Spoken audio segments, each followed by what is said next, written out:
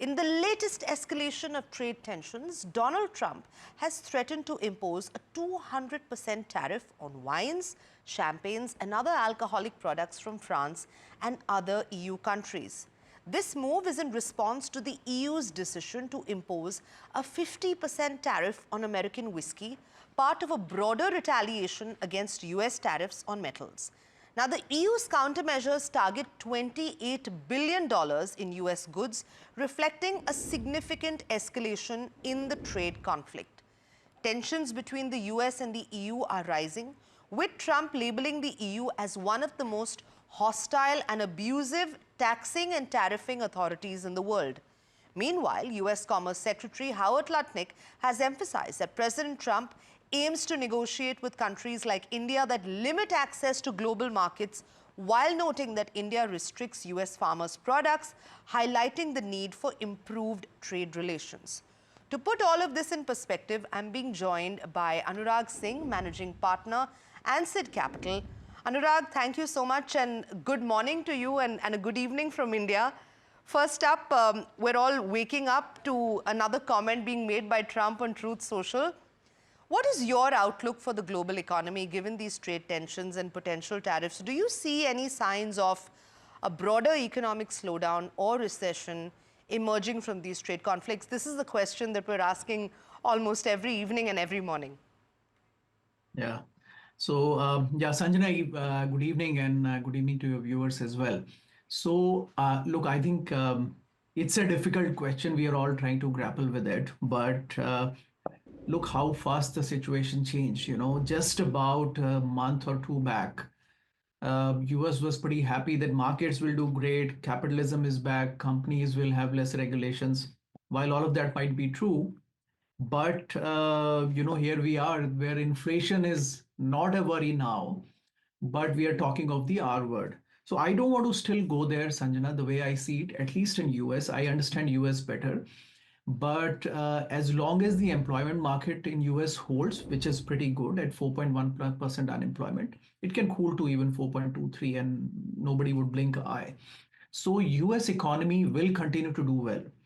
That said, all the companies which have declared results after Jan have begun to now say and sound a little cautious on their outlook, which is causing a market correction, right? So what will happen to the global economy? Well, it will become a little more transactional. So Trump's approach is, and we can talk maybe further about this, that his approach is not about US being a big brother and trying to give it to everyone and being a soft target. I mean, it was never a soft target, but trying to be a big brother and be generous.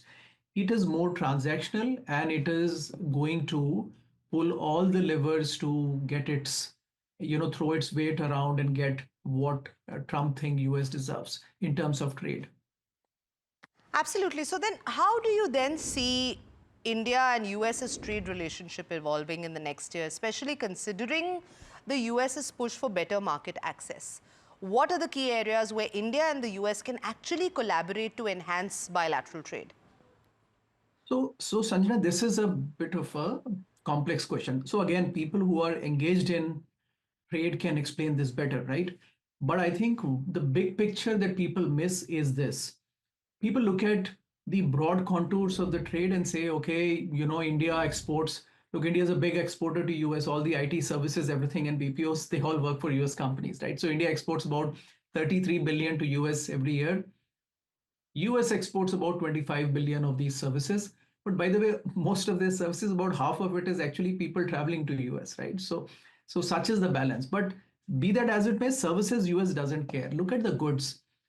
India exports about 85 billion to US, whereas US exports only 45. So there is that 40 billion gap.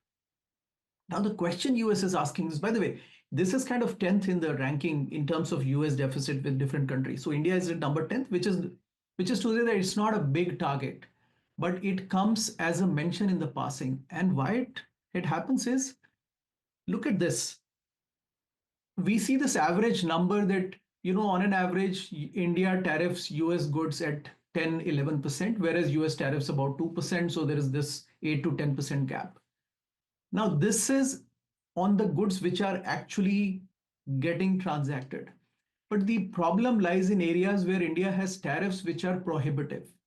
For instance, agri goods, right? If the tariffs are to the extent of 50, 60, 80, 100%, then probably there is no trade. And that's where, that is the logic from Howard Lutnick and Trump, when he repeatedly says, for example, basic things like Harley Davidson, and they've been talking about bourbon whiskey and Harley Davidson, for example, but they are good examples. India tariffs US whiskey at 100%. Now you cannot, you cannot trade at that, right? It'll become very prohibitively expensive. And by the way, it was at 150. They brought it down to 100% on Trump's behest. But they're saying, look, this is not a joke. You should get it down to zero. So I think those are the thorns, and that's the point on agri products as well. That if an India were to lower those tariffs or actually cut down to zero, then basically there'll be a deluge of US luxury products, and there is enough consumption class in India which wants to have US brands, but they are being prohibitively expensive because of the tariffs. So I think that's the question, and I hope the authorities are trying to resolve this. But it's not going to be an easy negotiation, I can tell you that.